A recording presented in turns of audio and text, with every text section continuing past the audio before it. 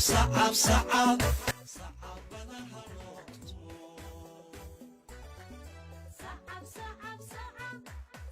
wasaaradda dhalinyarada iyo ciyaaraha Jamhuuriyadda Soomaaliland oo fulinaysa siyaasadda xukuumadda ee ku aadan kor u qaadida iyo horumarinta dhalinyarada iyo ciyaaraha sidoo kale fulinaysa qorshaha wasaaradda dhalinyarada iyo ciyaaraha ayaa waxay ka qabatay gobolka Sanaag ciyaaro kala duwan oo isugu jira kubadda cagta iyo orodada taas oo ah siyaasadda xukuumadda madaxweyne Muuse Biixi Cabdi dhammaan tartamada waxa laga maalgeliyay iyo tababarada miisaaniyadda xukuumadda oo ah cashuurta ay muwaadiniintu bixiyaan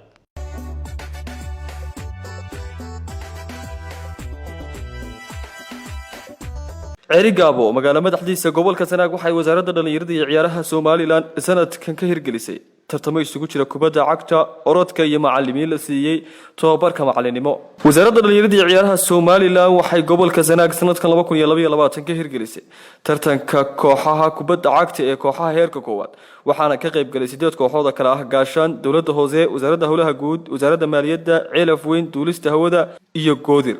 koox walibana waxay yeelatay 14 ciyaarood iyadoo tartankani ka koobnaa 56 ciyaarood kaasi oo socday muddo 2 bilood waxaana labadii kooxood ee ugu sareeyay gobolka Sanaag sanadkan kooxaha heerka koowaad noqdeen kooxda gaashaan iyo dawladda hoose kooxda ugu hooseysa tartanka horyaalka kooxaha heerka koowaad ee goodir waxay ka mid noqonaysaa kooxaha heerka labaad ee sanadda 2023 ciyaaraha ayaa si toos ah waxa looga baahiyay TV-ga qaranka Zahan TV Astaan Cable True Cable iyo waliba Sky Cable Sports tartanka horyaalada ee lagu qabanaya Hargeysa waxa uu ka qayb galaya gobolka Sanaag kooxaha gaashaan iyo dawladda hoose waxaana tartankani si rasmi ah u maalgelisay wasaaradda dhalinyarada iyo ciyaaraha isla tartankaasi waxa hoos socday wasaaradda dhalinyarada iyo ciyaaraha Soomaaliland sanadkan gobolka Sanaag ka hirgelisay tartanka horyaalka kubadda cagta kooxaha heerka labaad waxaana ka qayb galay 8 kooxood kala ah dawladda hoose ee mayd wasaaradda waxbarashada mareyniska warfaafinta deegaanka caafimaadka waxool iyo dhowrista tayada koox walibana waxay yeelatay 14 ciyaarood iyadoo uu tartankani ka koobnaa 56 ciyaarood kaasi oo socday muddo 2 bilood waxaana tartankaasi si rasmi ah u maalgelisay wasaaradda dhalinyarada iyo ciyaaraha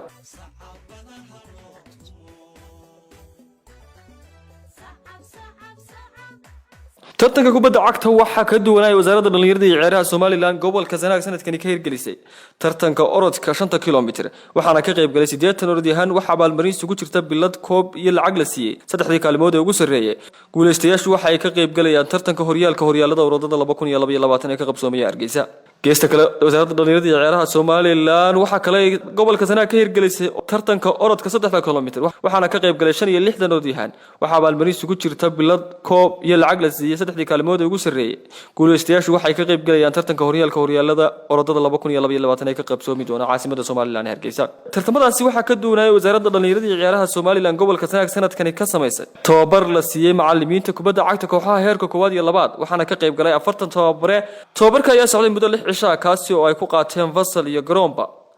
waxa ay bartay muddadii tababarku socday sharciga ciyaarta ee law of the game sharciga maamul farsamo iyo anshax marineed xiriirka kubadda cagta iyo aqoonta tababarnimo ee heerka koowaad waxay qaateen macallimiintana dhameysteen shahaadada aqoonsiga tababarnimo ee heerka koowaad tababarkan ayaa waxa bixinaya agaasimaha guud ee wasaaradda dhalinyarada iyo ciyaaraha Cabdirashiid Caydiid Yaasiin iyo gudoomiyaha xiriirka kubadda cagta Fuad Axmed Cali haddaba wasaaradda dhalinyarada iyo ciyaaraha Soomaaliland sanadda 2023 maxaa uga qorshaysan gobolka Sanaag wasaaradda ahaan waxaanu ballan qaadaynaa inay joogto ahaato sanad walba ciyaarahaasi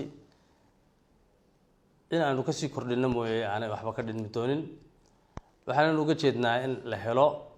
dhalinyaro maskaxdooda iyo jirkooduba fayow yahay ka nabad gala balwadaha iyo muqaadaraadka isla markaana aan jirkooda waxyeello gaadhin ama noloshooda aanay waxyeello gaadhin kuwaas oo qayb ka qaadan kara horumarka iyo horu socodka Soomaaliland